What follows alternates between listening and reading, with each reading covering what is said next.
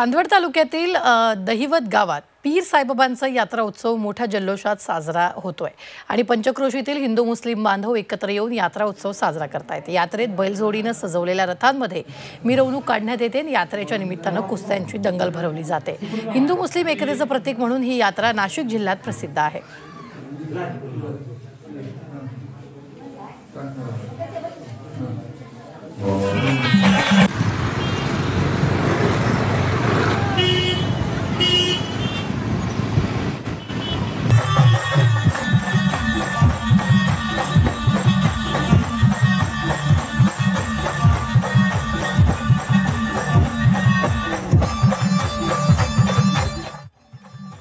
पिंपळगाव तालुक्यातील भुदरगडमध्ये ज्योतिबाची यात्रा मोठ्या उत्साहात संपन्न झाली। यात्रेत सासन काठी नाचवताना लोकांचा उत्साह पाहायला मिळाला। यात्रेत भाविकांनी मोठ्या संख्येने हजेरी लावली।